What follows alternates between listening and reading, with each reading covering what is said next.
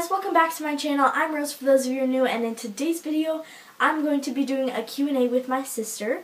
So as you guys may have heard in my vlogs a little bit, my sister was just in Denmark for about 4 months. She went to a couple other places besides Denmark, but she was living with a family in Denmark. So today I'm going to be asking her a list of questions that I came up with so that you guys can get to know Denmark better, and you can get to know my sister better, and so that I can learn more about her trip. So yeah, before we get into the video, make sure to subscribe to my channel and like this video. Oh, and also make sure to go check out my sister's blog. I don't know if she's blogged about this Denmark trip yet, but she has blogged about her latest trips, including to Paris and to Iceland and other places like that. So make sure to go check out her blog. It's just wheremariawent.com. So just look up wheremariawent.com, all one word, and you'll find her blog. So yeah, let's get right into the video. So guys, this is my sister Maria. Hi. So Maria, the first question is, I know that you were in like a couple different places than just Denmark. So what places were you in, and how long were you in each place? So first place I went from Denmark was Iceland, and I was there for 6 days. Okay. And that was part of a class I was taking. And then I spent a week in Italy from like a Saturday to Sunday. And then 6 days in Germany. At the end of my time there, I spent a full week in the Canary Islands, off the coast of, well, they're part of Spain, but they're technically off the coast of Africa. And then I did like day trips to Sweden a couple times, and there's an island that's a part of Denmark actually, but it's Bornholm, and it's kind of southeast of actual Denmark. So the second question actually ties in with this question, was like, what was your actual favorite place to be? Oh man. I really loved Copenhagen. I'm really glad that I studied there. It was really different than I had expected. I didn't know a lot about it going in. But probably my favorite place to visit from there was... Oh, this is actually really hard, because I loved, when I was in Italy, I went to where our grandparents are from, the really, really tiny towns, kind of in central Italy, Pescina and Colormel, and I loved those. That was really cool. A lot of really pretty outdoor hiking areas, and really, really liked that. And then Iceland. I want to go back to Iceland for sure. Okay, next question.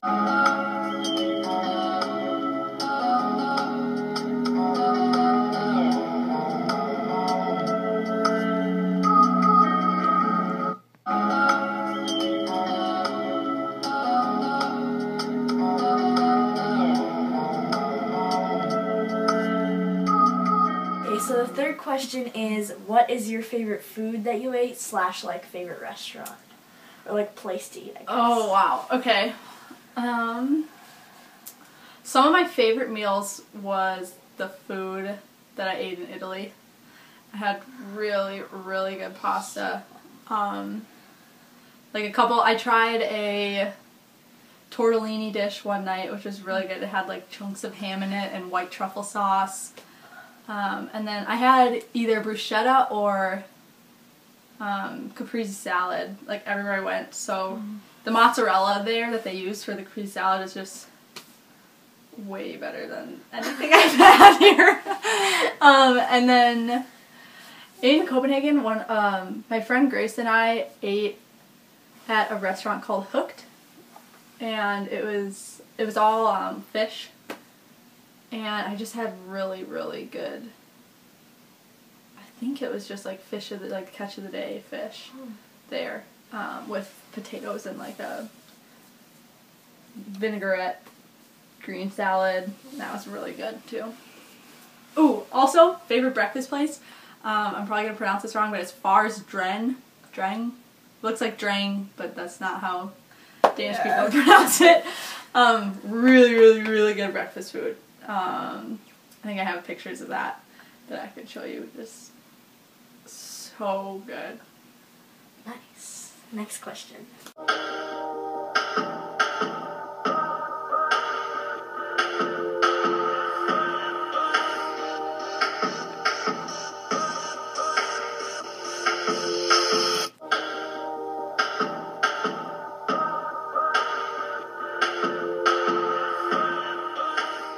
So the fourth question is, what was your favorite historical place that you went / like most interesting? Okay. Actually two things. So the first one was in Iceland. We went to the 871 ±2 museum. And it's basically, you like walked in and the first thing you had to do was go down 2 flights of stairs, because in the basement is preserved this original foundation of a old Icelandic fishing village hut, and they've carbon dated it back to the year 871 ±2 years on either side, and they found a bunch of tools and some remnants of bones and stuff like that there, which was really, really cool to see, and we just learned a lot about the history of Iceland, so tying that in with everything we learned in my class about Iceland was really phenomenal. And then the second thing, when Ethan and I were in Germany, we went to the Eltz Castle, and it felt like a fairy tale. The whole what you did was you parked your car and then you walked like a quarter of a mile through the woods around this corner, and we like turned this corner and all of a sudden right in front of us is just this huge castle like out in the middle. Wow. It was like a valley, but there was a rock thing in the middle, and then there's this huge German castle in the middle of it, and that I seriously felt like I was in a fairy tale. It was really, really beautiful. We had perfect weather for it, and that's really cool. Yeah. Next question.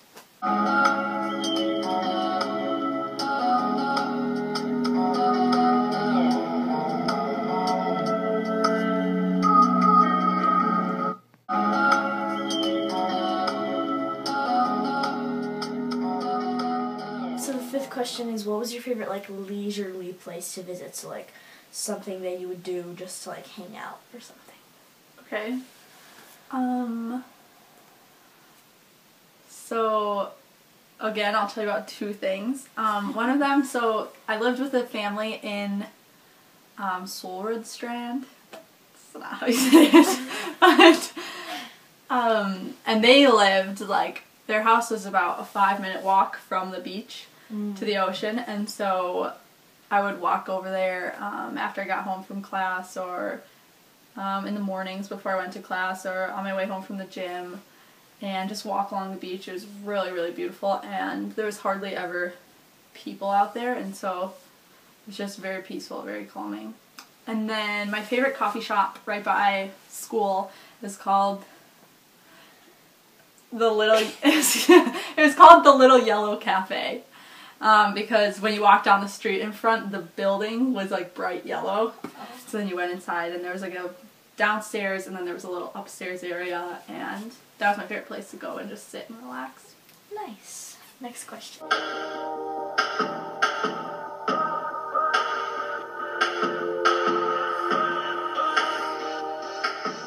So the next question is, like, while you were traveling, what was the prettiest like Airbnb or like hotel that you stayed in? I know. When I was in Germany with Ethan, we flew into Cologne, and we drove across all the way over to Berlin and then back across the top.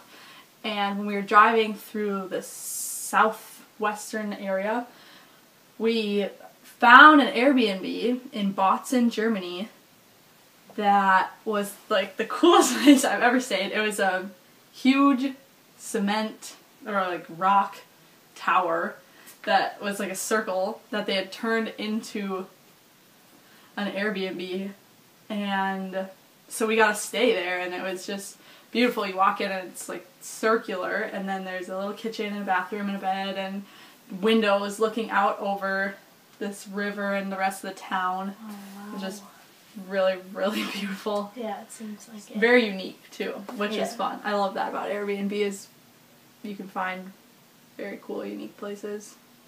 Yeah. Next question. So,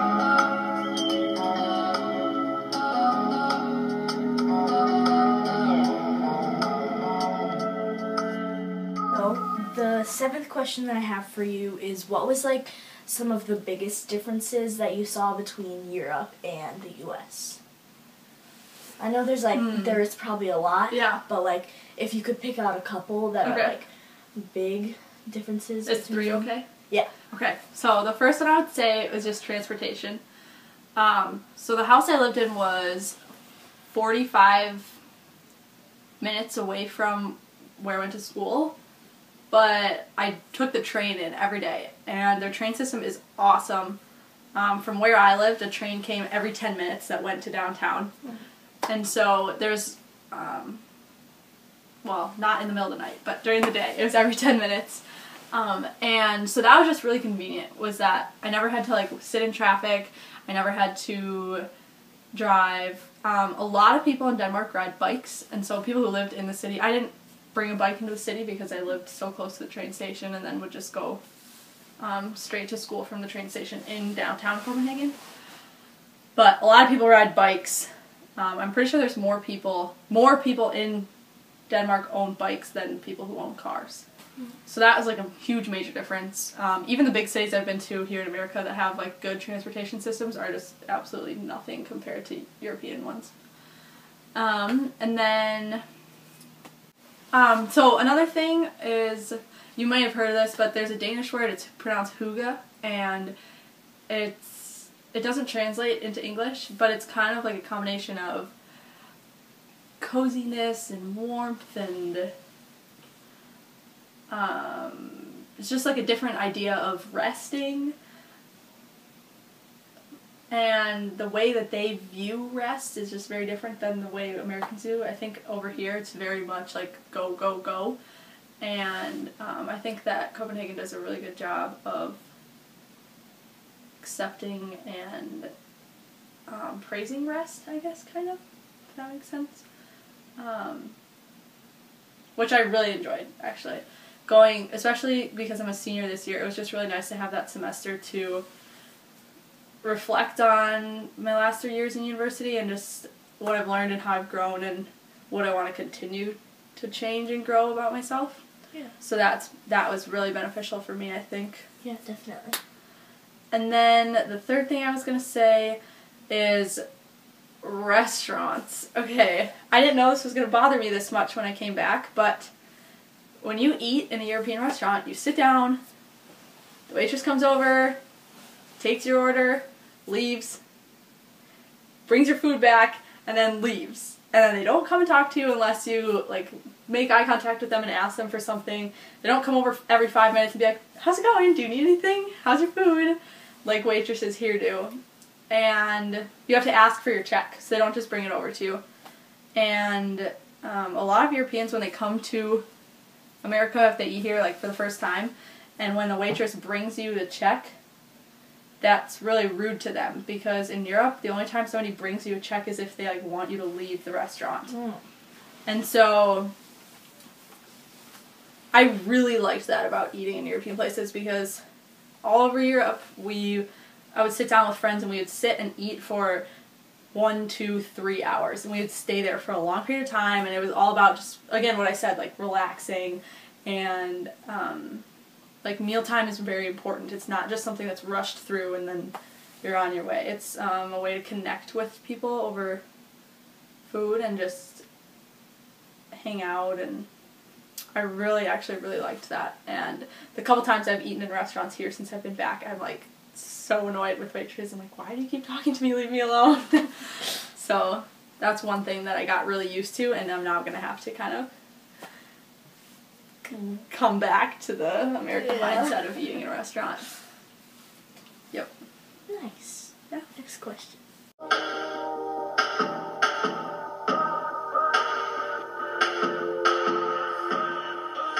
So the next question that I have for you is, what was it like living with a Danish family? Oh, I loved it so much. I really missed the family I lived with. It was a mom and dad, Marlene and Jesper, and they had 2 sons, Mads and Jens, and the boys were 14 and 11, and I mean, I don't have little brothers, and so it was really great just spending time with boys. I didn't grow up with that, and so it was really fun for me to kind of have them as little brothers, and they were just really fun. I played lots of games with Jens, and we would jump on the trampoline together, and it was really, really good. I miss them a lot. And Marlene and Jesper were phenomenal. They are just really, really good people. They cared about me so much, and they welcomed me into their family, and just treated me like I meant so much to them right off the bat, and just like formed really good relationships with them, and they were really good cooks. Both of them made really, really good food all the time. Her host dad, Jesper, actually came to Minnesota for, I don't know, how long was he here? He was here for, I think, a week for a conference for his work. And so me and my mom and one of my other sisters, we were like, well, we might as well go meet him. Plus, he had, like, some stuff for Maria to give to us, and we had some stuff, like, to give to him for Maria or whatever. So we were able to go and, like, eat dinner with him and, like, talk to him. And it was really interesting, actually, because we got to know, like, how Maria was doing in Europe, and, like, because we couldn't, like, always talk to her, obviously, because she was busy and everything. So, yeah, it was interesting also to see, like, her through someone else's eyes from a different country, you know? So, yeah, that was really interesting, too. Yeah. They were a really great family. I'm glad you got to meet Jesper, because I wish you could have met them all, but I miss them a lot. Nice. Next question.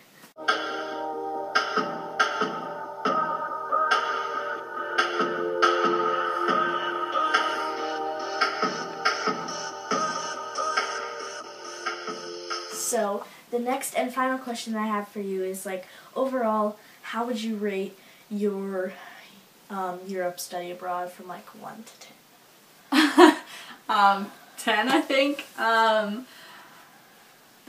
It was hard being away from, like, you and the other girls and my parents and my boyfriend for so long, but the friendships I made over there and the relationships that I had with family I lived with and a bunch of girls in my class that I got really close with, it's just like a really irreplaceable experience. And I don't know, I've never really met anyone who's like, oh, I regretted studying abroad. So yeah. I think that you would have a really hard time finding anyone who would say their study abroad experience isn't a 10. One thing I'm just really glad I did that made it like that much more fulfilling for me was traveling alone.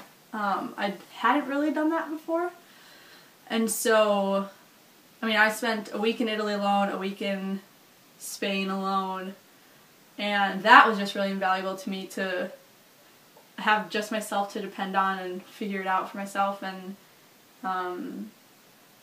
I think that those, like, 2 weeks, the whole semester really, but traveling alone really, I think, made me grow as a person a little bit, and just, it was really on me to choose what I wanted to do and how I spent my time, and especially, like, if I wanted to meet other people, I had to put the effort in to do that.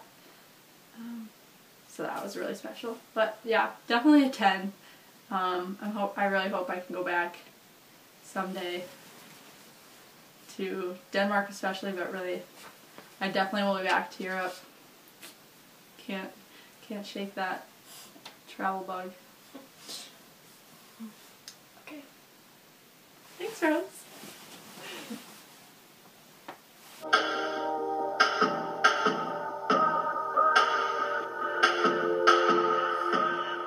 So Maria, thanks so much for being in this video.